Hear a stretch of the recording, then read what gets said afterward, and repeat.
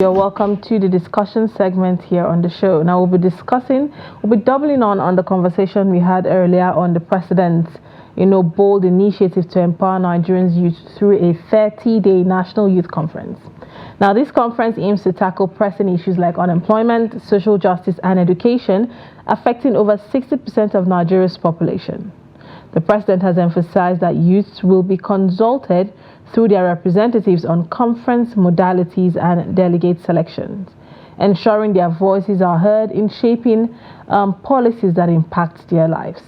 So we will explore the potential of this conference, address the diverse challenges confronting Nigerian youth, and we'll be asking, can this conference truly empower the next generation, and what role will youth-centric programs like the 3 Million Technical Talents Program play in building Nigerians' technical talent backbone? And what is more important to the youth, a conference or an enabling environment for businesses to thrive, or an easier or better employment opportunities, more opportunities? We're going to be exploring all of that today, and we have a policymaker joining us on the show. Good morning. We have Dr. Victor. Thank you for joining us, sir. Thank you very much for having me. Good morning to you and happy Independence. Good morning. Dr. Victor is a sustainable development expert. Thank you for joining us. Thank you. All right. So this youth conference proposed by the president, what's your thought on it? Do you think it's a good move that will truly address and empower the next generation of Nigerian youth? Okay. Thank you very much once again. And I really appreciate this opportunity for having me to bear mind on this very important subject. Yesterday was Independence Day. Nigeria marked 64 years of independence. And at 64, I think that the Nigerian youth is actually in a state of confusion than even having any kind of clear-cut direction for his or her future. And to my surprise, when the president was making his ceremonial 7 a.m. Independence Day speech, I was actually expecting to hear so many things that will serve as a direction for an average Nigerian youth. Talking about, okay, now that the economy is in doldrums, now that the state of our education is not right about, now that unemployment is on the increase, what is going to be the way out? And to my surprise, I'm hearing the issue of the National Youth Conference coming up. And without any clear-cut objective, I can also tell you that I do not know what that conference is aiming to achieve, because at this time, I think this is going to be the list of the problems that the Nigerian youth is actually expecting. You gather the youth in form of a conference to discuss what exactly?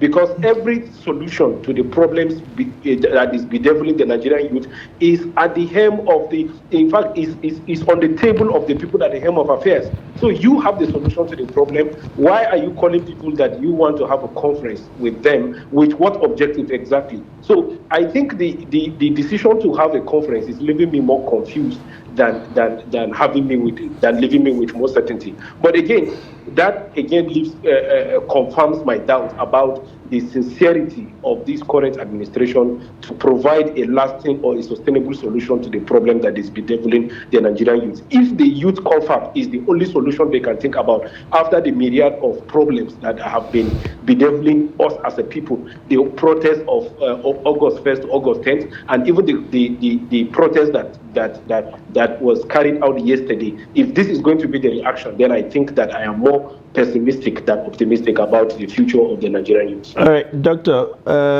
permit me to play the devil's advocate in trying to pick the mind of the president. Oftentimes we have argued about how the people who seem to be negotiating the future of this country are people who, in our estimations, are already on the departure lodge. And would have no business deciding for us what kind of future that the Nigerian youth would or should live in, going forward. Isn't that some kind of justification for why you think the president would want to hear directly from the youth? Justification, I will also say no, because I do not know what kind of needs assessment that was conducted prior to this decision to think that the youth confab is the immediate solution to whatsoever we're going to be discussing. Mind you, I'm not against any kind of engagement. I'm not against any kind of having a discourse. I'm not against even bringing people to the table to ask, okay, what are your issues? How do we go about this? This is called participatory governance. But at the same time, I am more against the philosophy behind the whole idea rather than the idea itself. So if the philosophy behind the whole idea is a reaction because there is a lot of clamors, there are a lot of agitations, people are crying, people are wailing, and there are a lot of naggings all around the country about the direction of where the country is going, then it's very unfortunate. And let me also make a very quick point here. The leaders at the helm of affairs are actually living in a false illusion about the psyche of the Nigerian youth. Let me tell you, 2027 is coming, and 2027 is coming, and it's coming with a very serious paradigm shift. And what is the paradigm shift I'm talking about? We are going to have new set of voters that have zero sense of history, that have zero sense of our journey politically. We said we are 64 years of independence. You and I, maybe if you are 35 years, 40 or above, of course, you know the history of Nigeria. You know about the military coup, you know about the civil wars, you know about the First Republic and what have you. But these people that are coming on board in 2027, listen, any youth that was born in 1999 would have been 25 years or thereabout in 2027. Any youth that is born in 2004 currently is 20 years old and will be eligible to vote in 2027. And any youth that was born in 2007 would have been 18, 19 in 2027. Now, these people, when they go out to the polling units, they do not even know what we know. They do not even know about how the civil war was fought and what have you. And these people, what is going to shape their decision making for who becomes their leaders in 2027 is not going to be about what you did in the past or how you sacrificed for this country and what have you. It is going to be based on the current realities that they see. And what are the realities? It is the reality about the rate of unemployment in the country. It is the reality about the fact that they cannot even go to school and have one uninterrupted academic session in their universities, in their polytechnics, or in their colleges of education. It is the reality that they cannot even go to the healthcare system and get good, decent, and affordable healthcare. It is the reality of the fact that when they graduate from school, they will be left with more confusion than certainty about their future because there are no jobs available for them. Now, these are the kind of things that is going to guide and teleguide all decisions that is going to be shaping who becomes our leaders. And this is one of the things that the current crop of leaders are completely disconnected from the reality of whatsoever we are having now. They think that by coming up with this idea of a conference, the youth is going to be is going to be about storytelling, is going to be about, this is the steps we are taking, the fuel subsidy issue, this and that. No, what the Gen Z generation are actually looking at is what is going to be the practical and immediate solution to the current quagmire that we find ourselves as a people. And if the solution is not practical, if the solution is not in tune with what they know, then there is going to be a very serious problem. All right. Thank you, Dr. Kwambuge, for that now. But quickly now, say the confab takes place and delegates are being, brought in. How do you think the delegates should be, selected? What process should be used in the selection, of the delegate that would actually bring in people who would say what the youths are going through and portray the current reality of the Nigerian youth to the government? Okay, even though I have more pessimism about the whole idea of the conference, but assuming the philosophy of the conference is good, assuming they really want to bring out practical solutions to the myriads of problems that is bedeviling the Nigerian youth, let's go with that assumption. The delegate selection is actually supposed to be drawn from the real spectrum of the youth demography of the country. What do I mean by this? I do not want to see a situation where you are telling political parties to bring delegates or the youth leaders of political parties or most of this is only going to represent one segment of the Nigerian society. We have some interest groups that are youth-oriented in their orientation and their outlook. We have religious groups. We have a lot of voluntary organizations that have youth outlook completely. Now, if you really want to select a delegate, or if you want to select delegates that will provide a perfect reflection of who the Nigerian youth are, you need to go down to the grassroots and even go to the school system. You need to go down to the grassroots and even select from the village associations that are coming up. Let's hear from people that have never even been to Abuja. Let's hear from people that have never been to the airport. Let's hear from people that all they know is their rural lives and all they know is the realities in the rural areas. One of the problems that is affecting public policy initiation and implementation in Nigeria is the fact that the people that initiate and implement the policies are completely disconnected from the realities of the rural areas. And majority of our people reside in the rural areas. So if we want to have a youth conference that will talk about the issues of the Nigerian youth, we need to go back to the drawing board. In fact, we need to go down to the grassroots and select people that when they air their views about the issues of the Nigerian youth, yes, you will know that these are not just speaking from a capitalist point of view, or they are not just talking about issues that are just happening on the surface, but we should go down to the roots and hear from people that are actually feeling the brunt of all the policies of the government, people that are actually feeling the brunt of unemployment, feeling the brunt of poverty, and feeling the brunt of all the ills that is coming up with any kind of policy that is implemented by the government.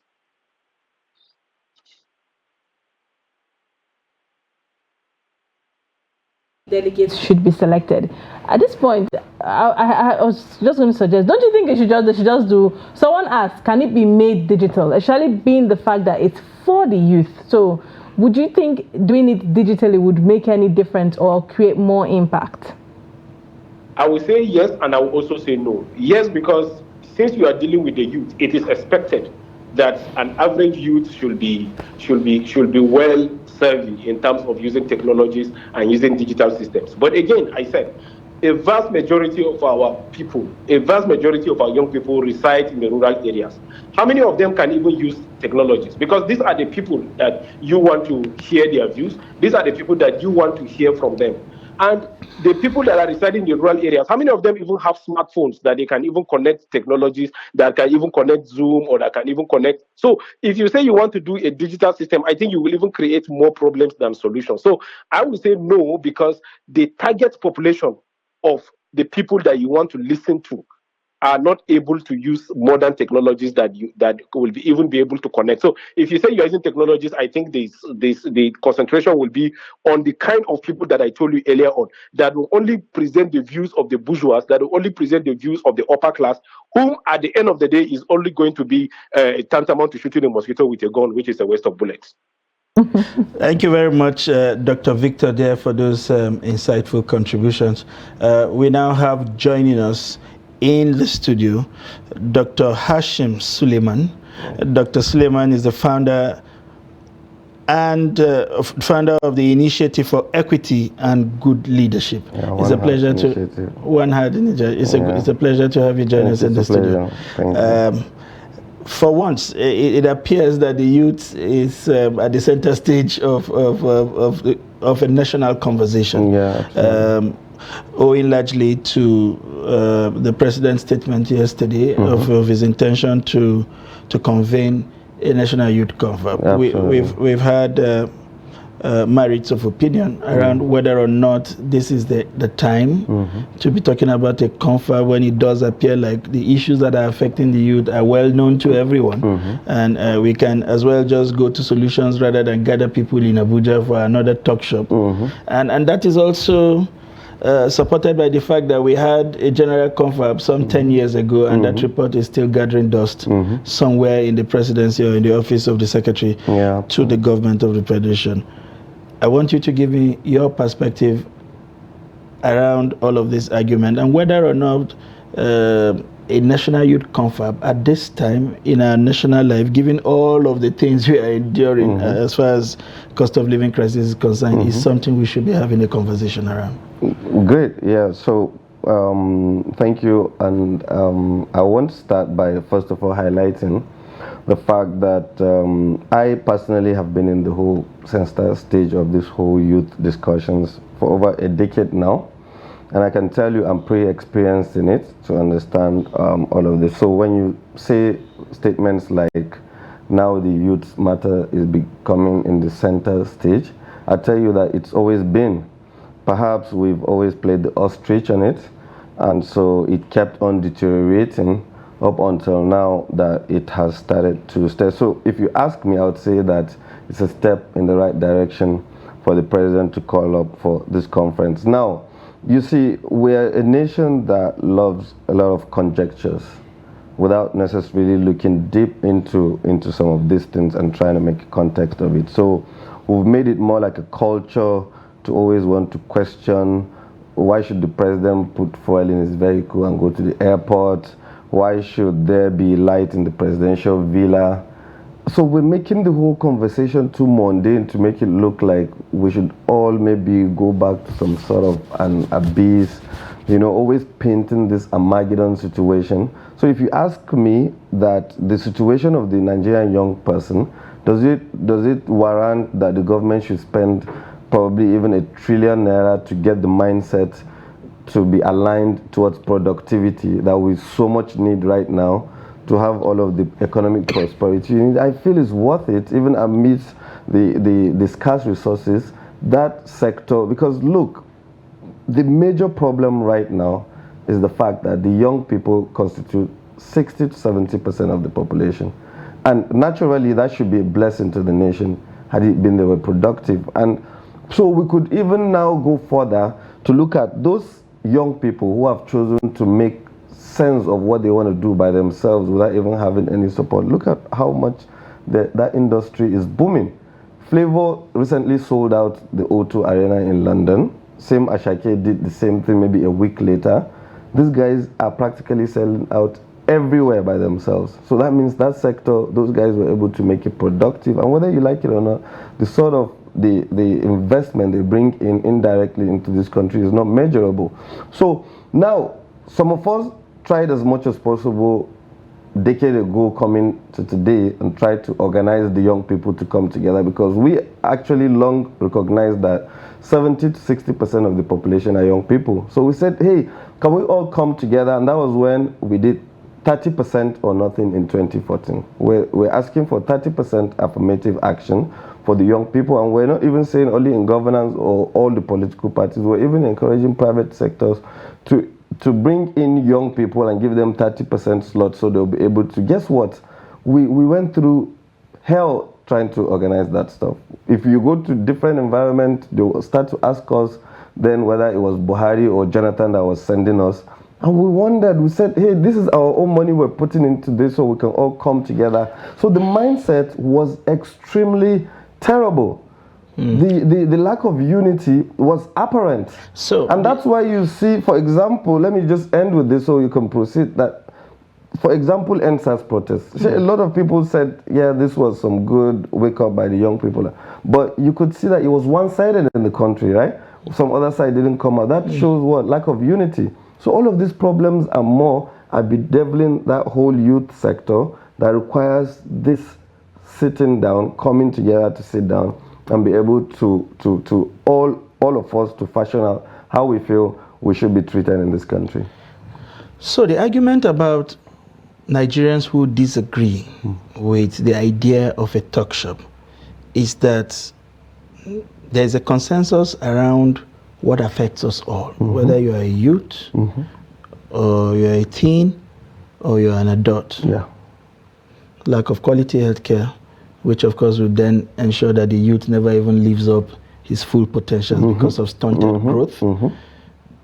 Lack of electricity, and so all those glamorous ideas would never take life without power. Cost of living crisis. I mean, if you are hungry, then I doubt what kind of productivity would come out of the brain. Are these concerns not germane? Beautiful. I love them. I like them. Yeah, but so part of the education that a lot of people who talk about these things do not understand is, first of all, they do not even have a clear understanding of the Constitution. They do not understand how democracy works. They feel maybe certain things the president can make them happen by fiat. And it's not possible, because a lot of these things will require legislation, they will require appropriation.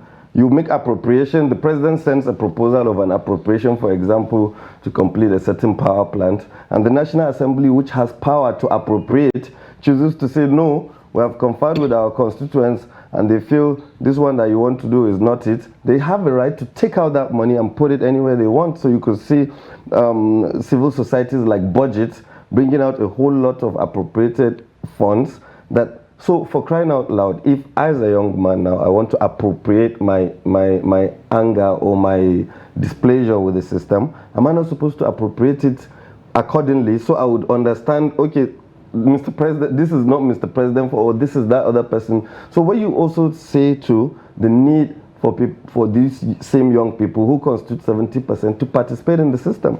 In the recently concluded Edo election, just about 22% turnout, 23% thereabouts, where all those other, you heard the Labour Party candidate saying that if you check what made the election the way it is majorly caused by those who choose to sit back at home and not come out to vote.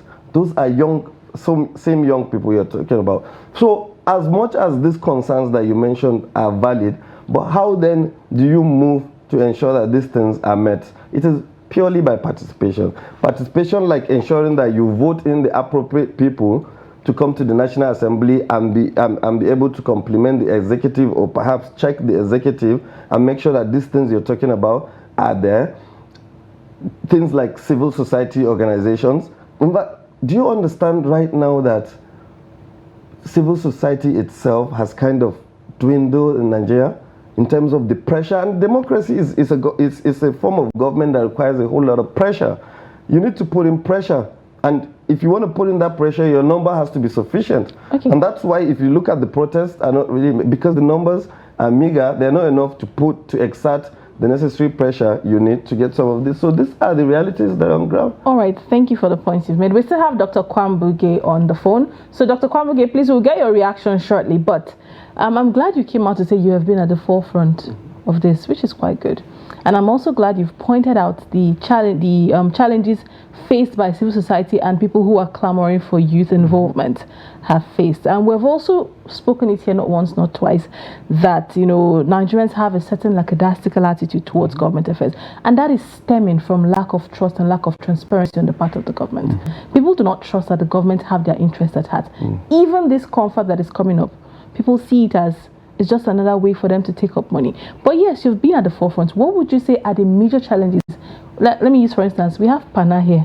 I have been to Pana severally, and I see young people carrying cement bags, you know, on their shoulders. And when you ask them, I had a conversation where I say, what is democracy? The government don't care about us. I said, but why don't you get involved? Aren't you tired of getting involved? They don't even let us in on what is happening. So what would you say are the challenges, not of the youth of your kind who are clamoring for, but we're talking about the regular youth who are on the street and are trying to make day-to-day survival? Great, beautiful. So if I ask you now, that person you're asking who said they don't want to, the next question you should ask him next time is, who are the they? The government. So great. So the government who makes it is the people. Now, let me tell you the main problem we're having around that area.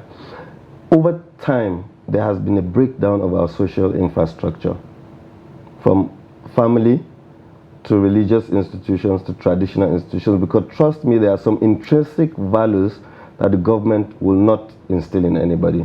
And that's why you will hear people campaigning on things like, do not give birth to children that you know you cannot cater for, that you know you cannot be a good father to. Because at the end of the day, you have simply donated some, I don't want to use some word that is not complimentary, you understand? But you've simply donated some not productive individuals to the nation that it will have to come and grapple with. They will be there gaslighting the government on a daily over the fact that a certain father has given birth to them who's not able to take care of them. Religious organizations right now, how much are they doing? Yeah, these are social environments. They are very, very essential. We used to have them. Back in the days, they will tell you, if an aboki in the market tells you, Gaskia, this is done and dusted, just pay the money and pick it up. But they said over time now that all of those tendencies have dwindled to the point that people would doubt all of those kind of tendencies. Those are clear decadence in some of these social values. So without these social values, you cannot even understand yourself. Imagine that you have a certain society. Sorry to interrupt. This is also inherent in the leaders we have, because people are seeing it from the leaders and it's trickling down. So this effects, right? These things I am talking about. We're all in this country, and we have to quit playing the ostrich. And that's why I give you an example with the Edo election, for example. The Edo election said a whole lot about who the citizen we are. They had an opportunity to make a choice, and they just did. And somebody else will be there trying to drink Panadol for their own headache. How much is the mentorship capabilities in our society? How much do people actually ensure that they themselves, that program I told you I did almost a decade ago about trying to bring the youth together, I used my own money, my own sweat. I'm a geologist. I went through it all. I climbed, I picked the cement that you're talking about. I did all of it. When I started to make some little change, I said, okay, let me use this to try to talk to, but they didn't even want to hear me and my own money trying to use it to talk to them. So these are the things I am talking about, that there has to be an internal conversation. Okay. There has to be, some of us are ready for it. But how much accepted are we is another question. Okay, I'll bring you in here, Dr. Victor, and two things that I'm going to pull out from Dr. Hashim. One of them is, if indeed there is a justification for some kind of youth confab, should we be seeing a government-led conversation or a youth-led conversation? Which of them would elicit the kind of credibility that we are looking for? That's one arm of the question. The second leg of my question is, how is this conference going to be any different from what we saw in 2040 with regards to the implementation of the outcome of the conference? The last two presidents, dust off the last recommendations because either they were not the ones who set it up, or they said most of the things they touched on will require a constitutional amendment or a National Assembly bill. What's your take on those two?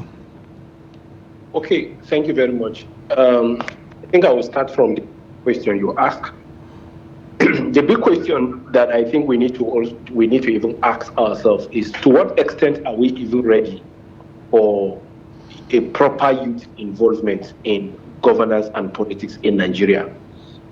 I am asking this question because if the philosophy behind this whole youth conference is about bringing the youth to the table, listening to them, like I made my earlier assumption, I said, let me make that assumption, that the whole philosophy behind this conference is about bringing these young people together and listening to their voices and seeing how they can be incorporated into the business of governance and politics in Nigeria.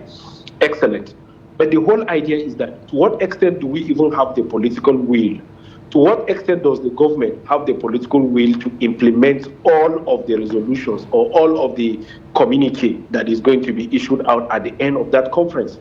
Because you said in fact, I agree with you when you said that the previous conferences, the previous meetings that have been organized that always come under these guise have always been thrown into the dustbin of history. There is no political will, especially as it relates maybe taking it further to make legislations, taking it further to make constitutional amendments and what have you. And you see that some excuses will come and it will be thrown away at the end of the day. So the bottom line of it is the fact that I do not really see this conference addressing anything significant, because in the first place, there is a trust deficit between the leaders and the led.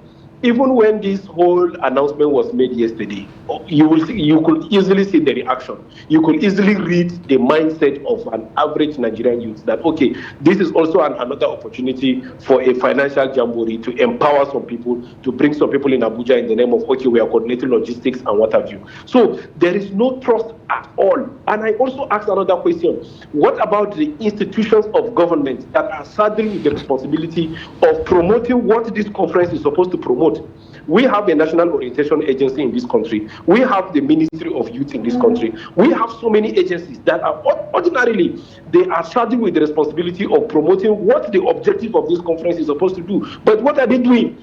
I don't really see much that they do in order to promote in order to bridge the trust gap that is between the government and the people. And that is why any idea that is brought upon from the government coffers to the people attack it. The people express a lot of pessimism about them. And the same with this conference. Even if the objective of this conference is good, even if the objective is sincere and genuine, the people do not trust it, because the people feel that going by what has happened in the past, going by our past antecedents, there is nothing that is going to be different from whatsoever that we are going to be seeing now. But I hope and I pray that by the end of this conference, maybe there is going to be a new shift in our thinking, in our paradigm, and in our way of doing things. Like I told you earlier on, the next couple of years that is going to be coming is going to represent a serious paradigm shift as far as politics is concerned in our country, and as far as electoral pattern is going to be concerned in this country. Because if they continue to rely